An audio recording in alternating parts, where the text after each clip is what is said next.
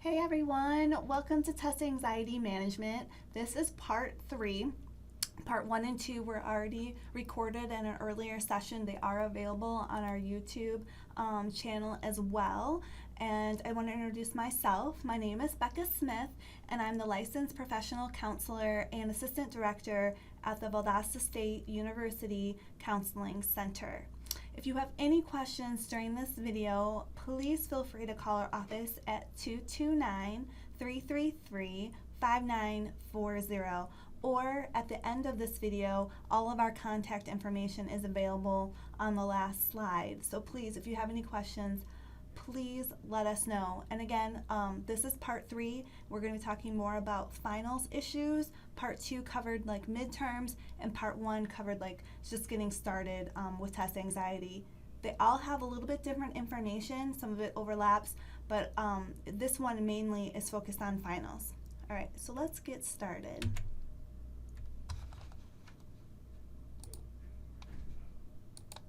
All right, technology. Okay.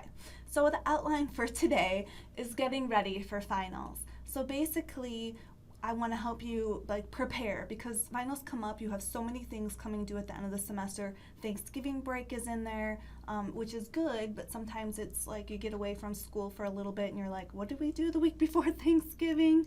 So it's kind of helping you plan your time, figure out what you want to do to get the most out of your study time before you get to finals, and how to prepare if you're feeling anxious about that week. So we're going to be talking about time management skills mostly, how to prioritize your time, and basically just getting you prepared. Okay, so one thing I want you guys to be prepared for is like when you get to the end of the semester, you're just so tired. You're just like, I don't really care anymore. I have a lot of students that I work with, and their motivation just starts to like really go down towards the end of the semester. And that's because basically you've been working hard, and your brain is just ready for the break, right? It's ready for Christmas, it's ready for summer, whatever break you're going into. And so basically the last push. And by that time, I remember the last 3 weeks, people were like, yeah, there's only 2 weeks left, but there's so much work that I have to get done in those 2 weeks of time. And so pretty much finals is a little bit different, and it's prep than for other tests, because other tests are maybe not as much of a big deal, or you're like, I still have 2 or 3 tests to get my grade up, so you may feel like you have more time, where at the end of the semester you're like, it's do or die. I need these grades. I need to do well. Sometimes in some classes you could get like a 46 and still get a great grade. No anxiety, right? But a lot of times you're going to feel that pressure when it comes to finals. Like you could be right between a B and a C, or a B and an A, and you're like, I need so many points on this final to get the grade that I want to keep my GPA. And that's why we go through finals, true?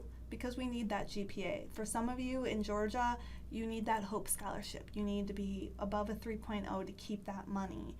For some of you, it's to stay in your organization or to stay on your athletic team. So there's lots of different reasons why people need to get those grades. You're ready to graduate. You don't want to be here 5, 6 years, right? And sometimes you are, and that's okay, because sometimes you change your major or things come up and we understand. But a lot of times it's like, okay, I put the money in, I put the work in, I need these grades. I do not want to take this test over. I'm ready to graduate and get my career started. So I love this quote: don't give up, focus on the reason to continue. So keep that in mind, that vision, when you go into finals, because it's really hard when you're really tired to feel like, why am I doing this again? And you want to think ahead, because you're so stuck in the moment of pain of like all this studying, all this preparing, all these projects you have due, all these groups you have to work with. And so it can be hard to remember that there's a reason why you're doing this. There's a reason why you're jumping through this hoop. And it's called the job you're going to get after you graduate, or being able to move out of your parents' house, or whatever that motivation. Just kind of carry that in with you, because sometimes that positivity can really help when you're going into that final exam. Okay, so some of the reasons that people don't do well on finals is they're not getting help. They're just kind of, I had so many students that come into my office and they're like, Becca, I'm like, hey, where were you in October? You did not tell me you were missing classes. You did not tell me that you missed an exam, and I can help you. And so sometimes it really pays to ask people to help you. So if you're having trouble memorizing something, or a particular concept is just not sinking in, get help before it's too late. Some professors are awesome. If you tell them that you're struggling, they will give you tips, they'll give you tricks, they will give you study guides, they will bend over backwards, they'll give you extra credit points. Some professors are awesome that way to kind of help you do well. And I remember I had one of my first exams in a science class, because I'm not a science major, I'm a counselor. And even undergrad, I was a business major. So I had to take the science class though, because I was getting a Bachelor of Science. And the first test I got like a 48, and that freaked me out because there was only 4 tests in the class. And so the other 3, I was like, oh my gosh, I have to bring this grade way up. I don't want to fail this class or have to take it over. So I went and talked to the professor, and he was like, I think you're studying the wrong way. You know, he's like, for this class, you really need to be focusing on this, and this. Like these different concepts that I wasn't really paying attention to. The next test I got a 90, and I ended up getting a B in the class. And if I had waited and not gone to the professor, I probably would have not done so well on that second or third test. So if you're going into the finals and you're concerned about some of your previous test grades, please talk to your professors. They can be so helpful. Now, some of your professors, maybe not so helpful. It just depends. Like some professors, they have very limited office hours, or they may be an adjunct, or they're really busy, or they just don't understand kind of what you're going through. In their mind, this shouldn't be that hard. So that's when you ask friends, family. If you're in a Greek sorority or fraternity, you ask people for help. If you're on an athletic team, you ask other people for help, and you ask anyone and everyone that maybe has taken this class before, and ask them if they've, can give you some help, or someone who's doing well in the class to give you some help. They may be able to quiz you. And the last thing is that we have a Student Success Center here on our campus. And if you're at another campus, you're watching this video, I'm sure your campus has a place where you can go for tutoring, that they help you with certain classes. So if it's a paper that you're writing and you're really struggling on, you're blanking out, you're getting really anxious and you just can't think it through, go get help. Ask for help. If you are studying and studying, you just can't seem to pull that grade out, just know that you can ask for help. The Counseling Center is another resource, and really we are here for anxiety, test anxiety and time management.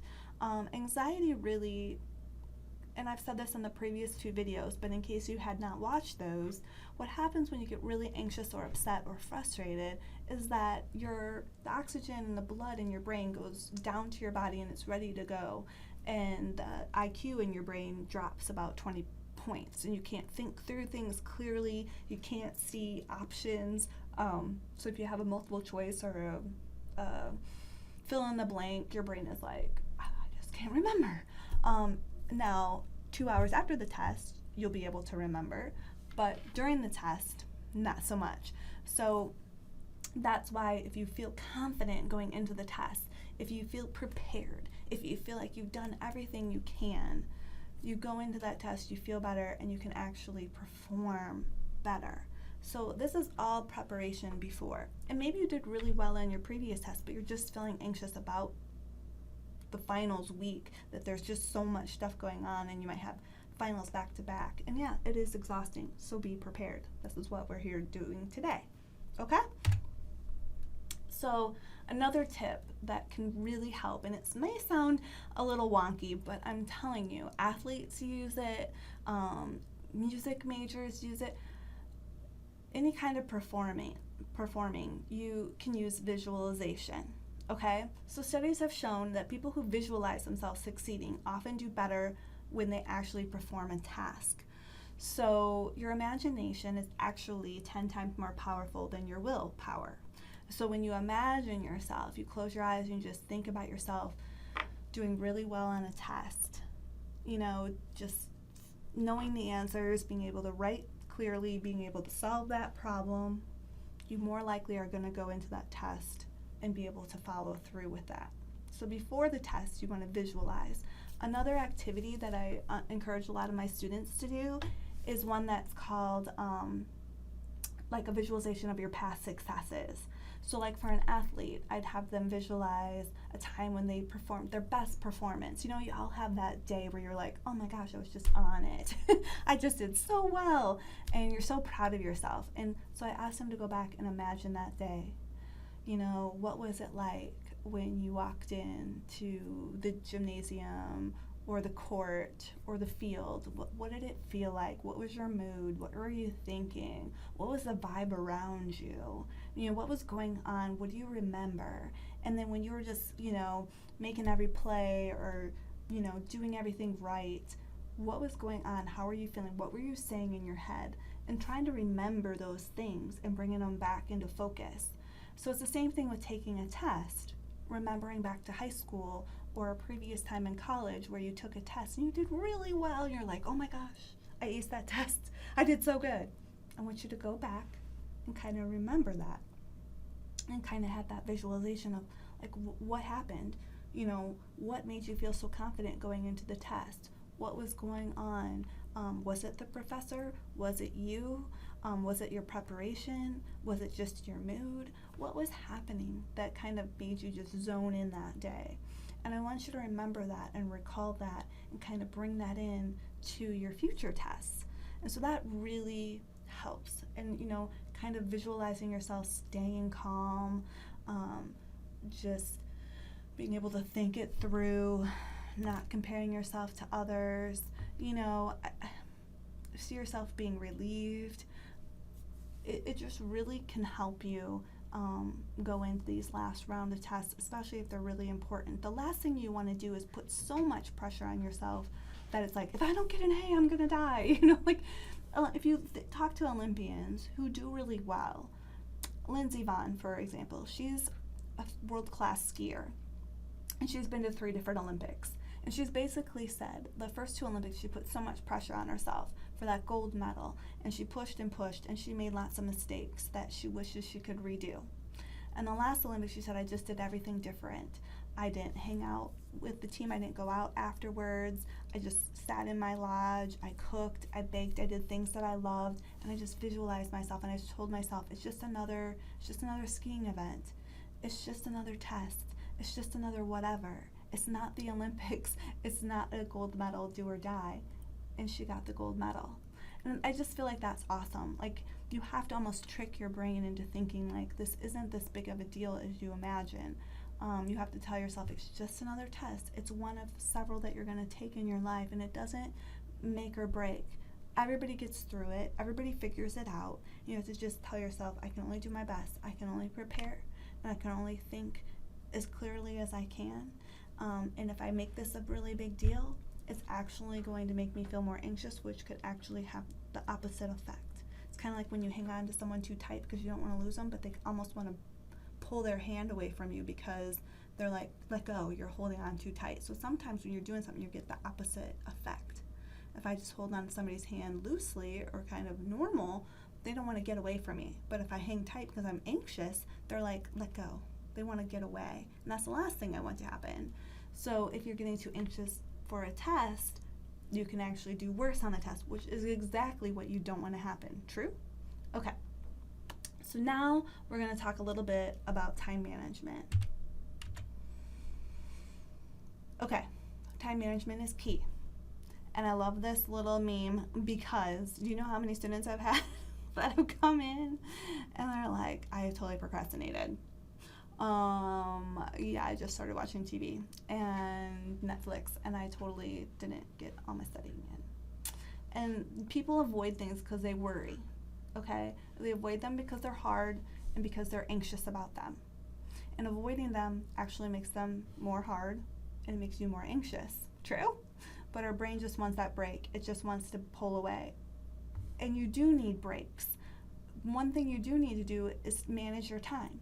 You should not study for 5 full hours straight. That should not happen, okay? Your brain is not going to get anything done in that last hour. So the best thing to do is study for a couple hours, maybe take a half-hour break, get something to eat, watch a half-hour show, and then stop. Don't let it, go on to the next show. Don't go on a binge. And then go back and study for another hour, hour and a half. And so let's say that's a total of 4 hours then with a half-hour break. You get more studying done, more work done in those 4 hours than if you would have studied 5 hours. Because that little break gave your brain a little bit of a, it was able to kind of calm down and let it go, and then it can go back and refocus. When you keep pushing and pushing and pushing, even when you're writing a paper, sometimes it just, unless you're in the zone and you're just going, it's better to kind of take a step back and just know that that you can get this done in a couple hours. Now, if you're someone that can't be trusted to take a break, you need to have someone call you, keep you accountable, set an alarm, set 3 alarms, something to help you kind of get back on track. Because what other people do is they'll study for like 3 hours and then they'll take a 5-hour break, and then it's 1 o'clock in the morning, like, I didn't get anything done. So just be prepared that you're going to have to manage it. You're going to have to be knowing how to go back to studying when you've taken a break. Also, plan ahead. If you know that all your friends are going out on a certain night, don't put off your studying until that night, because it's going to be really hard to stay in and study when everyone else is going out. So if it's like, okay, I know everyone's going out on Thursday night, then maybe get planned for studying for other nights so that you can go do that thing. Or if you know a big event's going on Sunday, don't put all your studying off until Sunday, because then you're going to be upset that you're missing that event, and when you're trying to study, you're going to be thinking about what everybody else is doing. So kind of look ahead in your schedule and just know what you have planned so that you can enjoy some stuff while you're also getting studying done. And just know you're going to have to maybe say no to some fun things. Although it's really fun to go out and do a late night dinner, after you've been studying, and just like kind of let off some steam and then go home and get some sleep.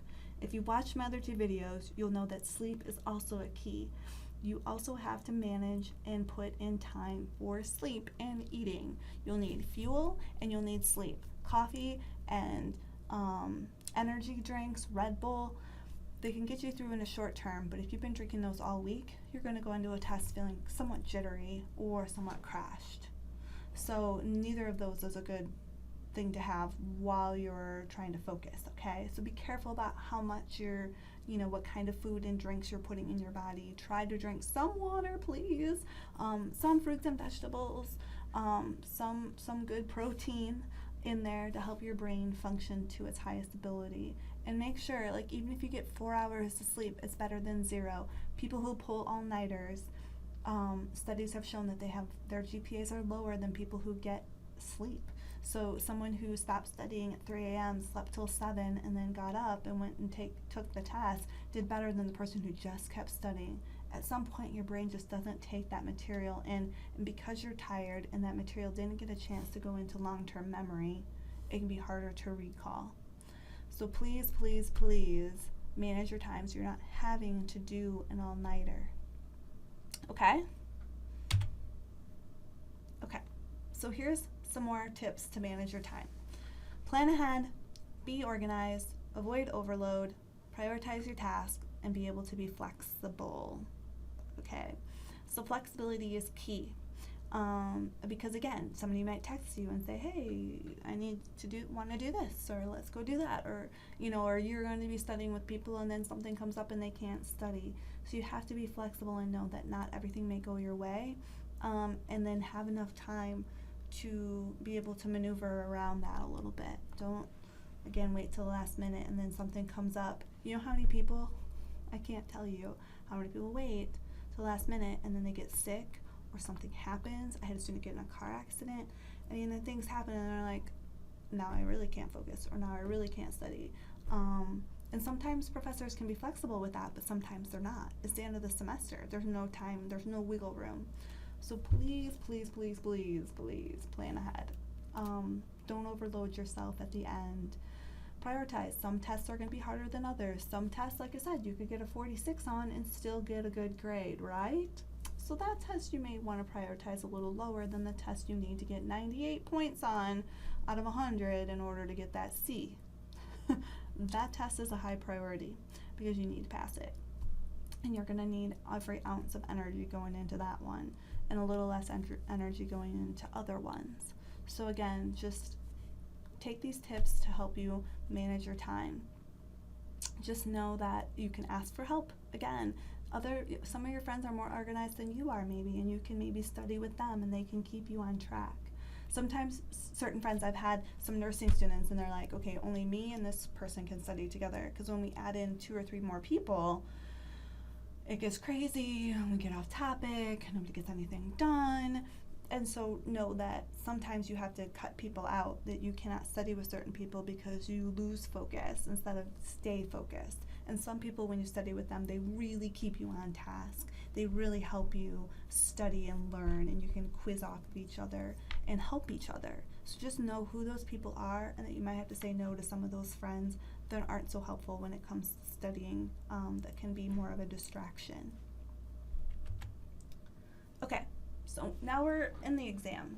Okay, so during the exam, the best thing to do to get through finals, and I've said this before, guys, but it's so important, is take time to carefully look at the test. Okay? You want to look through the whole test and kind of gauge, okay, there's a lot of big equation types, these are worth a lot of points back here. These are worth little points. Maybe I want to start back here and get some of these done before going to the front of the test. If you see some hard questions right away on the test that kind of, you're like, oh my God, then what you do is you're like, let me skip over that. Let me go to something that I know I can do right away and do something easier. Sometimes doing something easier builds your confidence. Then you can go back and do some of those harder ones. But really manage your time in the test. Pace yourself, okay? Don't rush, but don't take all day either, because some people are really rushing at the end to try to get things done, because they didn't manage their time during the test. The big thing is, don't compare yourself to others. Some people take tests really fast, or they don't even care about the test, so they're just writing down answers and they're turning it in. So don't be like, oh my gosh, they're already done and I'm not. You don't know what they're doing on their own test. You don't know what their situation is, okay?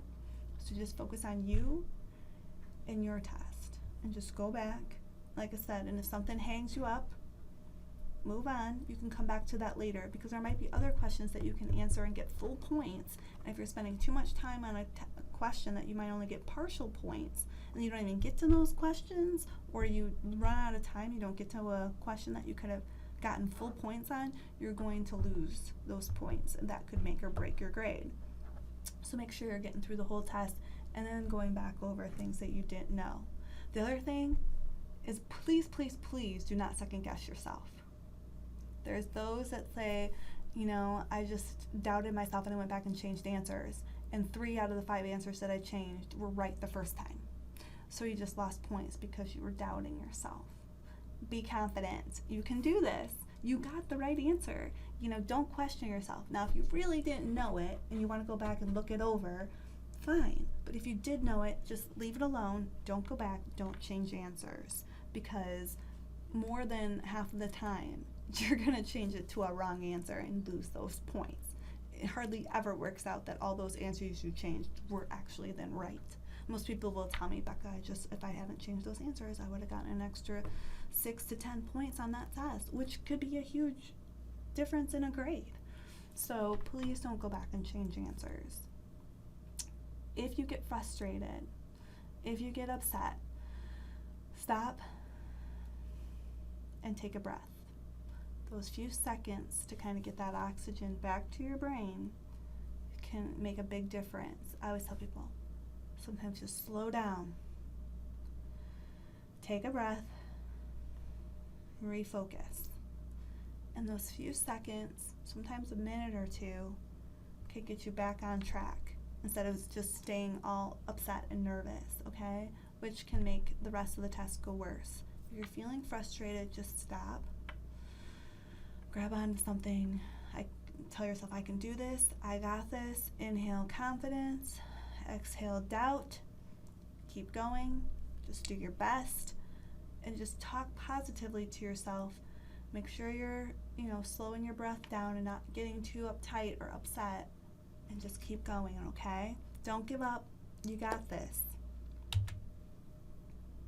Okay. So basically, I've gone through as many things as I can to help you guys through finals. Some of the stuff that I've done already on part 1 and part 2 could be helpful as well to lower anxiety, so it's helpful to watch all 3 of these. Even just parts of them can be helpful.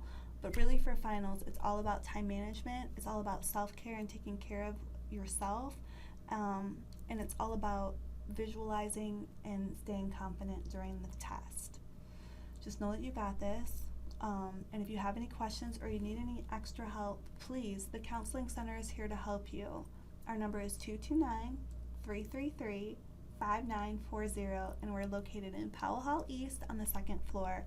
If you want to have some other relaxation tips or watch other videos, please go to our website, valdosta.edu/counseling, and you'll find a whole bunch of resources on there, or you can call us to make an appointment and come and speak to one of our counselors. Good luck, everybody. I hope you do well on your finals. Stay confident.